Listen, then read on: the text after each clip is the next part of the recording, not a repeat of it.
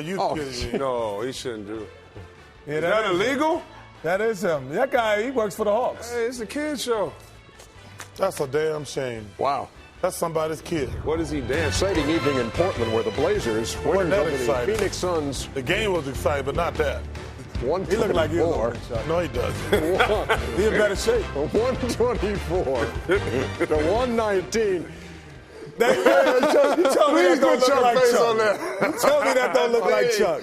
But he bent over and get spanked. Look at the guy behind him. There's a big difference between he got like a little A cup. I got double D's. So, come on, man. That's embarrassing. Keep your damn shirt on. You're going to have both of you. Oh, my God. Brandon Roy. Brandon Roy playing 52 pickup tonight. 14 out of 27 from the floor, 19 out of 21 from the line. And we go right to the highlights. There's Greg Oden, who got in big-time foul trouble. And Shaquille O'Neal. And take that with you. Yeah, he did. And then the answer coming back from Oden on the nice feed from Steve Blake. It wasn't more of a it was more like a It wasn't a It's a dunk-a-thon. Look at Amari Stoudemire over Joel Prisbilla. Now that was a Punch that. Matt Barnes was on fire. 3 out of 3 from distance in the second quarter, part of a 16-3 run. Fuego. He's heating up. This was a really interesting game because you did see the new look Suns and how quick they moved the ball and they do quick hitters. And you see they play defense like the old Suns, too. Up 7 at the half. It's their new look offense, but they play the same defense. You saw Jay Rich. Here's the story of the game is Brandon Roy. 17 points in the third quarter. Wow. How about getting a hand in his face? He had 38 through 3 quarters. Two hands in his face. Third quarter ended just like this. Travis Outlaw with the tip. Good tip. 98-93 going to the fourth.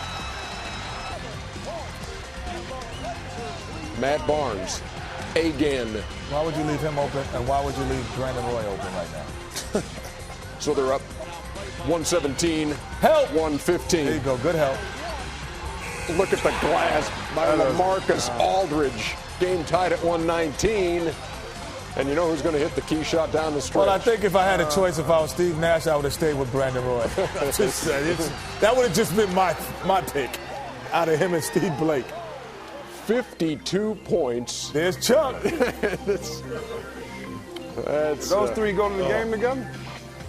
You see the guy back there also then lost his shirt after the thing, too. Anyway, 124, 119. That was a beautiful thing to watch. Get a load of this. Brandon Roy, in the first 22 games of the season, did not have a 30-point game. He's had at least that in 4 of his last 5 now. 52 tonight. He had 33 last week on TNT.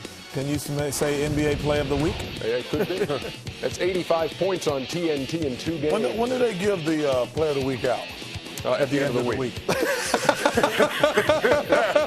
Not on Monday. At the start of the week. The point I want to make is, man, this is really 2 weeks. Okay. This is 2 weeks. No, that wasn't a point. Well, put his night into words here, guys. One of the best performances we've ever seen on TNT on Thursday night. I mean, first of all, to put up that type of numbers and win the game makes it even more special. So Tony Parker had 55 earlier. And so Brandon Roy joins him in the 50 club. 3 of the top 7 performances have come against the Phoenix Suns. Oh, really? Yeah. D. Wade had 43 against him. But Brandon Roy, the story tonight. And that was a fun game to watch. Portland going to 17-10, Phoenix 15-11. And now don't tell me we've been begging the Phoenix Suns to go back to the offensive-minded Phoenix Suns, and now you're saying, oh, come on, look at the defense they're not playing. Well, they wanted to play more of an offensive team. Well, they have to, because Shaq's not the dominant guy he once was. But they got to play some defense. I mean, you can't give up 125 points. Or 52-1 guy. Yeah. Mm-hmm. You got to play a little defense, Arnie. I agree. Okay. Are you thirsty? I agree. Well, I had just a little cup of coffee. 124 to 119, the final score. So the Portland Trailblazers snap an 11-game losing streak against the Phoenix Suns, winning by 5. Next week, Christmas doubleheader. And on that night, we're going to be have a camera in Iraq, talking to U.S. Marines at Al Assad Air Base. We're working on Christmas. Yeah, we'll have holiday greetings. We'll have questions for Kenny and Chuck. and much more even on NBA.com. All of that on Christmas night right here on TNT. Well, if you work on Christmas, Chuck, that means you got to be here Christmas Eve. So that really means our whole Christmas and Christmas Eve is shot. Thank you. Okay. When we come back, John Thompson with Derek Coleman, and not the Derek Coleman you may be familiar with. Where did you ever get that image of being lazy? And you had that image of being lazy. Inside, I knew I wasn't a lazy person. Obviously. Physically as well as mentally.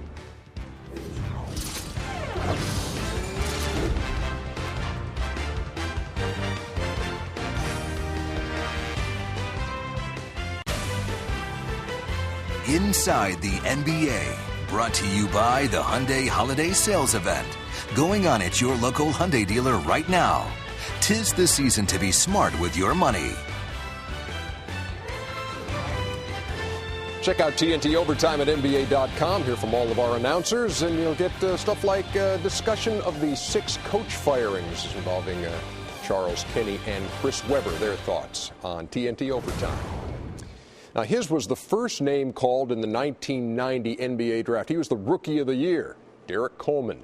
He would average about 17 points and 9 rebounds a game playing for the Nets, Sixers, and Hornets, but in his 15-year career, his desire and work ethic were called into question, to put it mildly. His career ended with a 5-game stint with the Pistons in his hometown of Detroit, where these days nobody is questioning his desire and work ethic. Derek Coleman has made it his mission to rebuild his old neighborhood. It's the subject of this timeout with John Thompson. Derek, this is a house you grew up in. Yeah, this is the house I grew up in, Coach. I guess about 15 of us. It's a 2-family flat. Now 15? Yeah, because I had my aunt and uncle downstairs. It was about 6 of us, and I had an uncle and aunt upstairs. It was about 6, 7 of them as well. You weren't late coming to the dinner table. Oh, no, I was always first. 15 people, boy.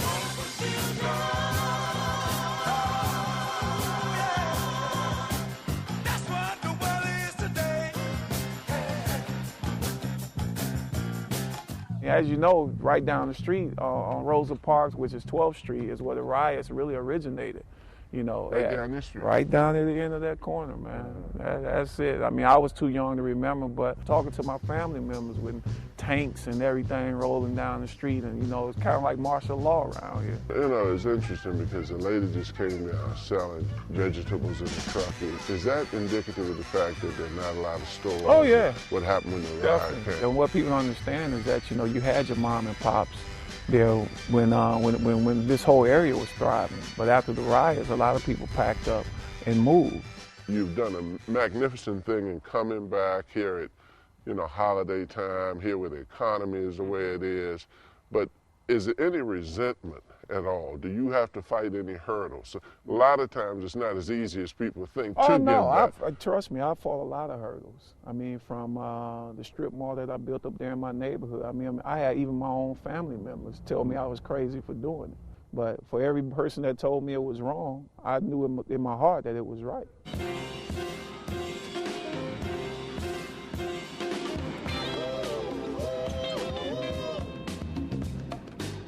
What were your impressions, David, when he first came to you and you saw all of this stuff going on? Well, number one, he's got a big heart that nobody gives him credit for. I mean, they see him as the warrior on the court, but he came up in this neighborhood, and he's come back and stayed here, and he's invested here.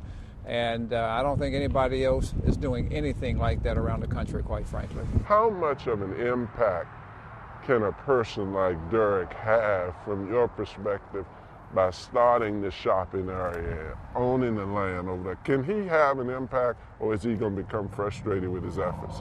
I don't think he'll be frustrated, because I think what he's doing is going to become contagious. When people see somebody like him make this kind of commitment, and he's helping people in this neighborhood, he's giving people opportunity, jobs, this thing is going to explode, and I think I just want to be around here when that happens. Where did you ever get that image of being lazy?